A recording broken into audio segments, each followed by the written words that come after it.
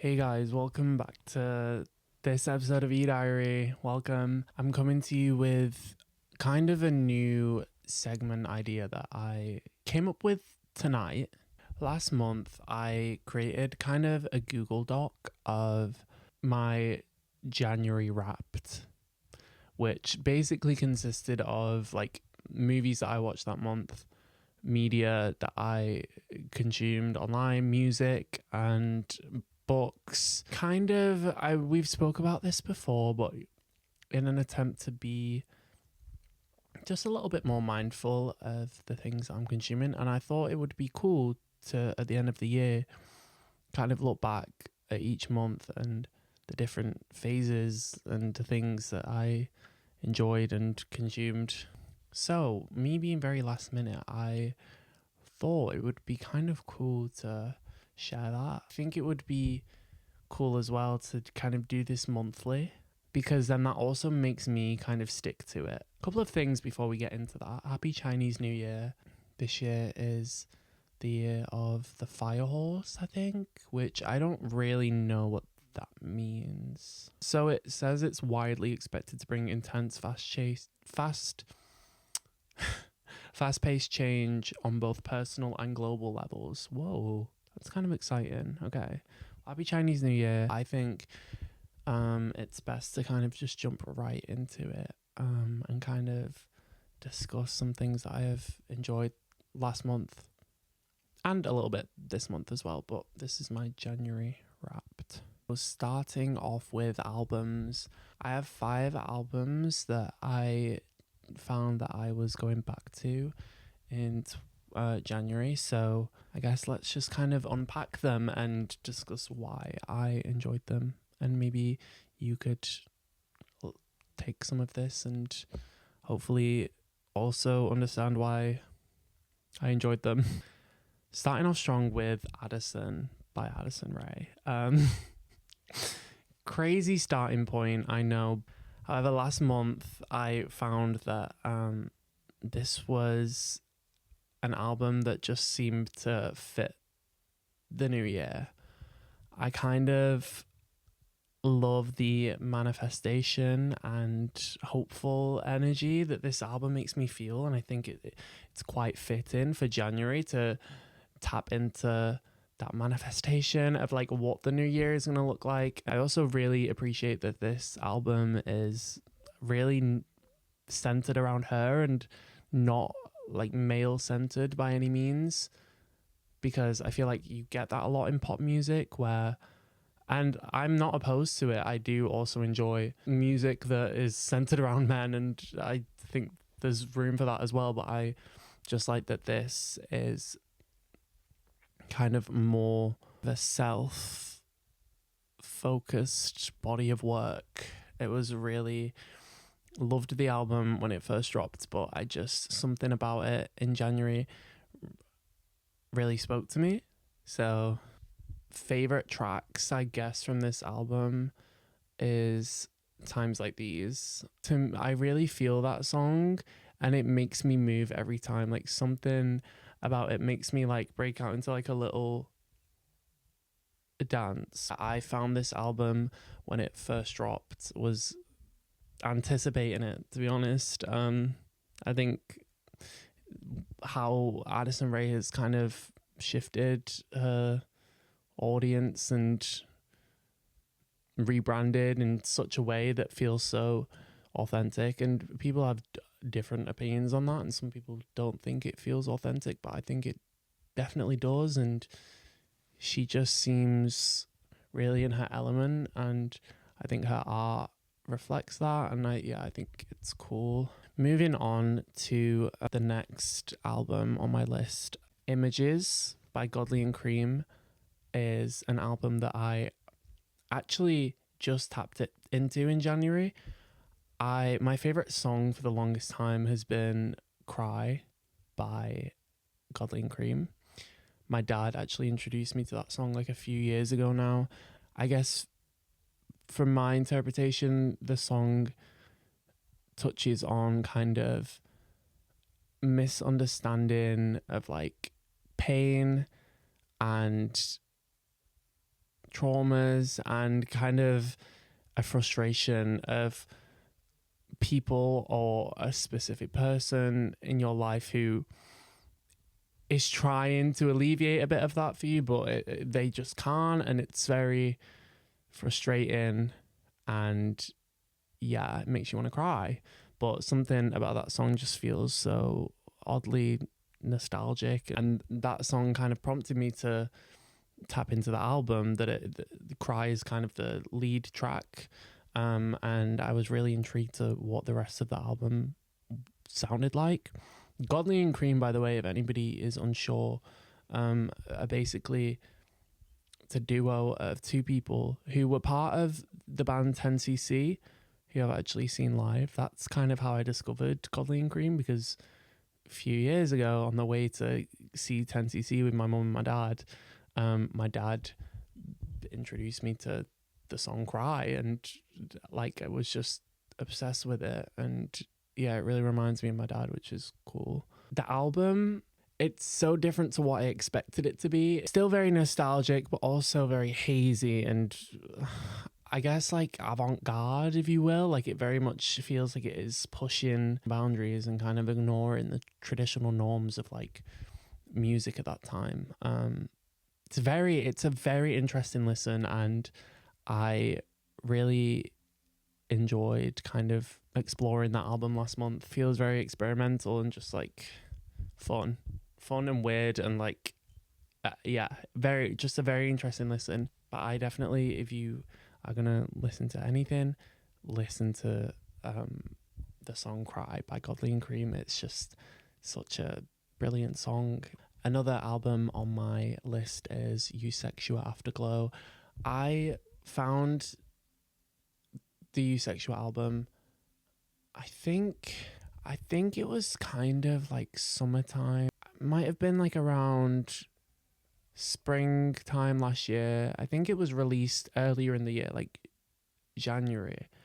And yeah, I remember I went to see some of my friends who lived in Leeds at the time for uni, and I was just obsessed with that album at the time. I actually bought the vinyl while I was there, and I'd never really tapped into. I definitely knew some FKA Twigs songs. I listened to the album Capri Songs. That's all I kind of knew of her, and a couple other songs here and there. But yeah, Eusexual was kind of the first album by Twigs that I really just like dove into and really fucked with. I thought it was so cool, and just like something about it felt really sexy. But then jumped to, I think it was like November, potentially December, when Afterglow dropped, and I was just blown away. I thought like Afterglow definitely topped Eusexual for me. There's just something that is so kind of ethereal and alien like and sexy, and obviously Twigs has an amazing beautiful voice. I think potentially my favorite song off that album would have to be Hard. That song makes me feel hot. Like I don't know how to describe it, but in a very soft, slow way, if that makes sense. I don't know. A very atmospheric album, and I would definitely recommend it if you are kind of into, I guess, what genre would it even be? Like electronic / dance vibes. If you're into that, I would definitely recommend Eusexual Afterglow. Also, Eusexual won the Grammy for like best dance electronic album, I think. So deserved. Really loved that album. Okay, next album that I really enjoyed. This is kind of two albums, but you'll let me explain. Fancy That by Pink Panthers / Fancy Some More, because the remix album is, I was very much like hopping between the two. It's so cool to see someone kind of understand their niche and stick to that and be successful in that, and I just think like she's killing it. The Fancy That album is so fun. It very much was a get up and go kind of album for me in January. If I needed to get shit done, like if I needed to clean, I'm playing like I'm playing Stars and I'd get it done. Like it's a very fun, euphoric, fast paced type of album that I enjoyed, I guess, through January. I, for some reason, was feeling very upbeat. Finally, West End Girl by Lily Allen. That album is so incredibly raw and cohesive and honest. Just such like a deeply personal, thought-provoking album. Like I would be listening to this album doing the dishes, and like I would feel like I was a 40-year-old woman going through a divorce. Like my bummy husband was sat in the living room and I'm doing the dishes, contemplating this marriage. Also like going from like deeply personal songs to like fun songs. Like 4chan Stan is my favorite song off that album for sure. Like I just think it's so fun, kind of poking fun at this man who fucked her over. And yeah, I think she did a great job. Moving on to movies and TV. Now, I don't watch a lot of movies or TV. I'm very much like an iPad kid. Like I will sit and watch like hours of YouTube, but rarely kind of watch a movie. But when I do watch movies or TV, I'm very selective with what I'm watching. But last month, I have 2 films on my list that I watched, and the first one is Mysterious Skin. This movie, oh my god, it was gut-wrenching. I put this movie on at about 2 a.m. while I was trying to sleep. I had work the next day, and naturally I was just intrigued to what was going on, so I watched the whole thing. Cut to 4 a.m, I'm bawling my eyes out, like nearly throwing up. It's a very emotionally exhausting, raw, dark movie. And I find this a lot. Like the greatest movies oftentimes make me want to die. I don't know why I'm so drawn to kind of dark themes like that in movies and books, and I have no clue what that says about me, but it's a very great film, but I don't necessarily recommend it if you are not in the place to watch it. Like I think I definitely at the time wasn't in the place to watch it, but I didn't fully know what I was getting myself into. And I'm not going to go into the themes of it. If you're intrigued, I would suggest looking it up before maybe watching it. It can be quite triggering for some people, I imagine. But yeah, I just thought the way it was done was very flawless, and made me want to crawl out of my skin and jump into a pool of acid. But on a lighter note, the only other film I watched last month, I think anyway, this is what I've put down, I can't really remember, but I watched Mighty Supreme, which was such I kind of have already spoke about this before, I think, but it was definitely like such a boy movie, which is fine. I tend to not be interested in fucking boy movies. Like I remember Oppenheimer and Barbie. Like obviously I was in Pink watching Barbie. Like I'm not fucking watching Oppenheimer or any boy movie for that matter. So, but Mighty Supreme was kind of weirdly inspiring. It was very fast paced, intense, but I also didn't like any of the characters. Like Odessa and Timothy are great, but like their characters, I just didn't like them, and it kind of gave me stress disorder. It was still a good movie, and like I say, very oddly inspiring, but I probably wouldn't watch it again, and I'm probably wouldn't recommend it really. But it depends. It depends what your vibe is, what you're into. Moving on to media. It's titled media, but it's really just like Instagram accounts that I liked / do like. But I guess like Instagram accounts that I just found myself kind of gravitating towards in January. Number 1, Perfectly Imperfect. My dream is to be on that account. Basically, it's kind of like an insight into artists or creators through like an interview format, but it's a very fun, casual format of interviewing.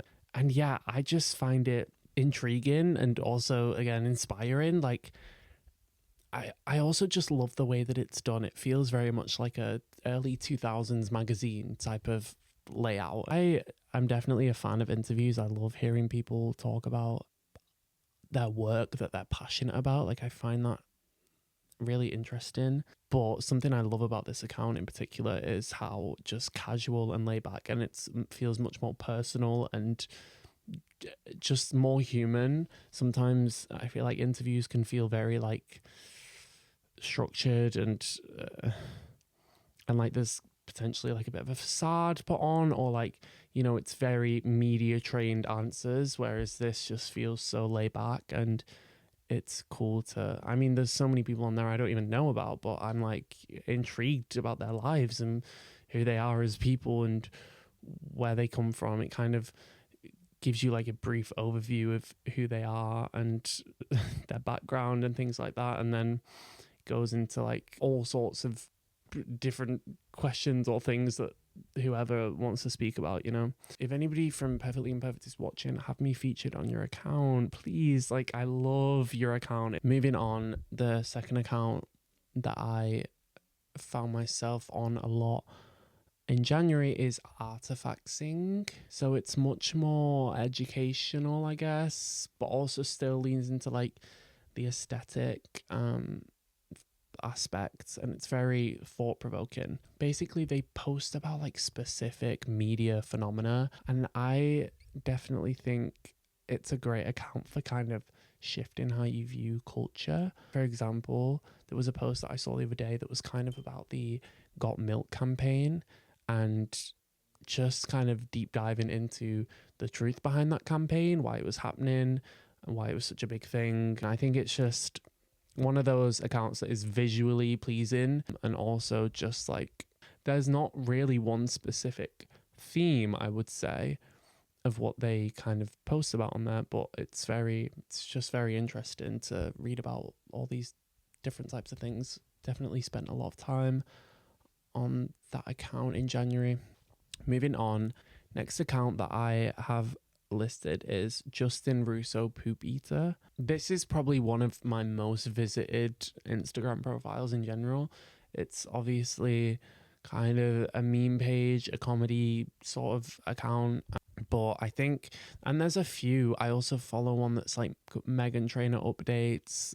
They are so hilarious, but also so just like vulgar and like controversial. Like some of the things he posts, I'm a little bit like but like I don't know, I just find the whole like subculture of meme pages on Instagram so interesting, and have done for like a while. Like I followed Justin Russo Poop Eater for like, oh,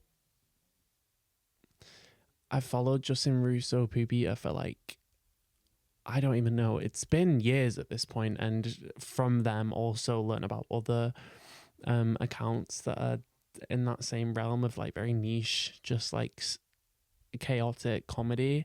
And it's so interesting how they attract like audiences who are like very much on the same page and the same wavelength, and they have like all these, like some of them have like different admin for the account, I guess. And like, I don't know, I just find it so interesting how they build community around like internet humor. It's very cool. They're one of those accounts though that I rarely kind of tell people about, because I'm kind of like, oh my fucking god, like it feels like a dirty little secret, that account. So the fact that I'm sharing it with you, be fucking grateful. Final category is books. And I'm not a big reader, but I'm trying to read more this year, and I read 1.5 books in January. Well, I'm still kind of going through one of them. I have them here because I decided that I would read the blurb of each book to kind of give you a brief overview and then tap into my experience with the book. So the first book is A Little Life. This is by, I feel like I'm going to butcher this, Hanya Yanagiara. It's a very dark, traumatic, very detailed book. It's about like 4 college friends in New York, and it kind of focuses on the trauma and the suffering of one of the characters called Jude, I think. I'm not even halfway through this book, and but yeah, just the explicit like portrayal of suffering is kind of making for quite a challenging read so far. But I'm going to read the blurb to you to give you a brief overview of this book. So it says, when 4 classmates from a small Massachusetts college moved to New York to make their way, they're broke, adrift, and buoyed only by their friendship and ambition. There is kind, handsome William, an aspiring actor, JB, a quick-witted, sometimes cruel painter, pursuing fame in the art world, Malcolm, a frustrated architect at a prominent firm, and a withdrawn, brilliant, enigmatic Jude who serves as their center of gravity. It says, over the decades, their relationships deepen and darken, tingled by addiction, success, and pride. Yet their greatest challenge, each comes to realize, is Jude himself. By midlife, a terrifyingly talented lawyer, yet an increasingly broken man, his mind and body scarred by an unspeakable childhood and haunted by a degree of trauma that he fears will not only be unable to overcome, but that will define his life forever. In a novel of extraordinary intelligence and heart, Yana Gihara has fashioned a masterful depiction of heartbreak and a dark and haunting examination of the tyranny of experience and memory. Very dark themes. Again, I would definitely recommend looking up this book and its themes before potentially committing to it, because, again, can probably be quite triggering. But I'm kind of excited and also terrified to finish it. I haven't read much of it recently just because mentally I feel like I need a break. I want to finish it by like spring. That's my goal. Final book that I read last month is Simply More by Cynthia Erivo. I got this for Christmas off my mom because I just absolutely love Cynthia Erivo. I think she's such a fascinating, inspiring person. And yeah, I was really excited when I got this book and I was not disappointed. I just think Cynthia speaks and writes with such wisdom, and I specifically love the points of like reflection throughout this book, of kind of asking the audience questions that I feel like they typically wouldn't ask themselves. And it's a very reflective sort of book where she kind of goes into her challenges in her career and just her life and the things she's overcome and how she's got to these places. And yeah, so the kind of blurb of this book says, in this vulnerable and enlightening book of life lessons, globally renowned performer Cynthia Erivo draws from her singular experience to show us how to embrace being too much and how to live up to the fullest iteration of ourselves. It's never too late to build the life you're seeking. Cynthia Erivo learned the music to Wicked a decade before she needed it, not knowing that the very same lyrics would change her life. Now she has performed these songs on the world stage, shown us that there is always time to keep discovering ourselves, and that it's often the parts of ourselves we are told to bury that make us shine. In a series of powerful personal vignettes, I think that says, Cynthia reflects on the way she has grown as an actor and a human, sharing the practices she's learned through her years of performing and reminding us that we are capable of so much more than we think. We all have hopes and dreams that we want to see across the finish line. We all falter and take missteps. In this book, Cynthia draws from her experiences of running marathons, both real and metaphorical, on stage and on screen, to demonstrate how every challenge can benefit us. She urges us to lean into the wisdom of our bodies, to understand them, and strive for physical and mental balance, because when we chase our deepest desires, each small step can lead us closer to where we want to go. Yeah, definitely recommend that book to everybody. Honestly, that was quite a easy read for me because I, again, just enamored by Cynthia Erivo. I think she's great. Fuck you if you're part of that like weird fucking hate train on Cynthia Erivo that's been going on recently or had been going on. Get a grip. Yeah, that kind of concludes my January Wrapped. I hope you potentially have taken something from this. If you guys want to like, steal anything from that, please feel free. I actually don't give a fuck. Like, I'm not gonna gatekeep from you guys, even though it does kind of pain me to share godly and cream with you guys. I will do that because I just love you all so much. I love all three of you. I will be making another Google Doc anyway of my February Wrapped and have already been taking notes for it, so I have no problem sharing that if you guys want. Thank you for tuning in and listening. Have the best week ever, and hopefully see you again next week. Thank you guys. Bye. Bye. Bye. You're bye. You're bye.